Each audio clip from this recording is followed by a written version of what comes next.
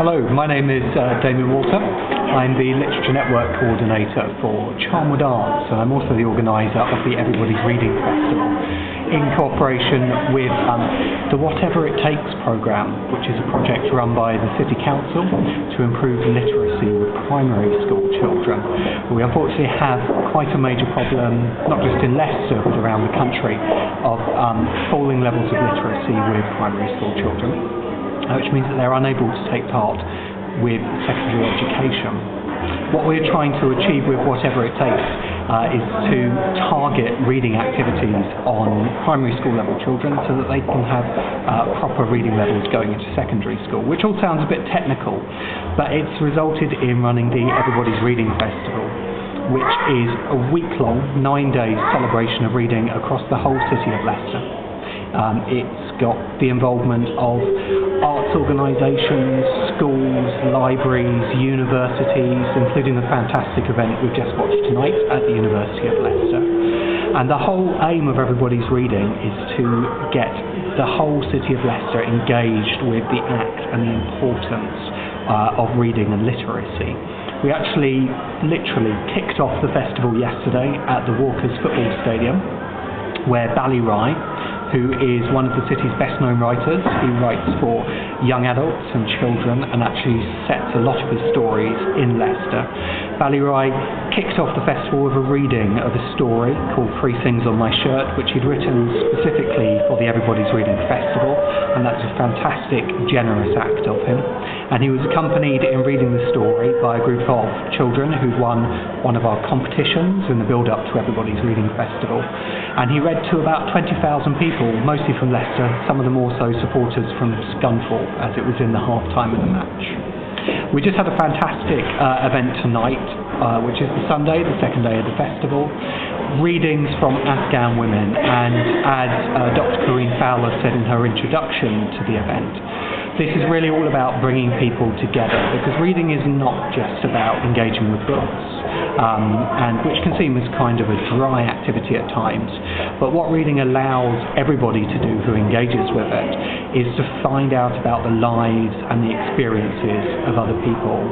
And in fact, reading is a gateway into learning and into different kinds of knowledge, and that's why we think that it's massively important that people of all ages and from all communities in the city engage with reading as an act.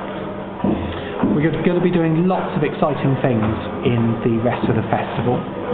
We have many exciting events mixing different art forms.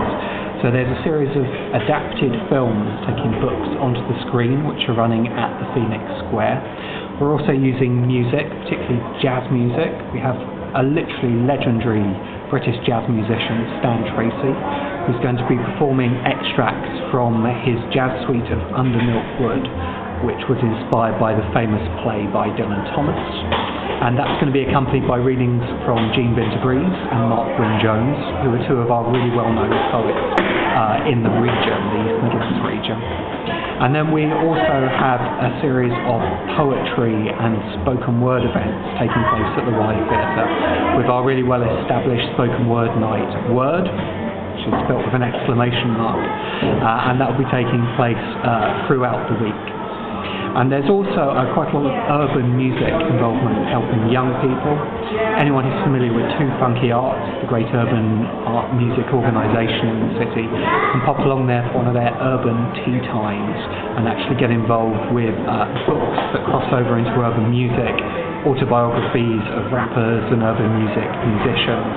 And I think that's a really fantastic way of engaging people of many different ages with the festival as it's unfolding. If you pop along to selected festival events, you'll also find that you might be interviewed by some of our specially trained festival reporters who've been taking part in the Everybody's Writing project, which has provided a series of writing workshops through which people can learn about interviewing, writing creative non-fiction, also writing specific kinds of fiction and poetry. And we're going to be using all of that writing to get a sense of the impact of Everybody's Reading across the city, and gathering all of that together into a really high-quality digital publication, which will be available on the internet and also, quite excitingly, on things like the iPad and the Kindle, new ways that digital technology is encouraging people to read. So we're really hoping that through all of this activity, and we have over 80 events working with around 40 partners around the city, we really hope that that's going to engage thousands of people with reading and put that as an issue really on the map, and engage lots of political support and lots of volunteers, and also hopefully lots of resources in the year to come in the act of reading, supporting reading right across the city, and also then rooting back to our key aim for whatever it takes of getting primary school children reading. So I hope you'll take part in the festival.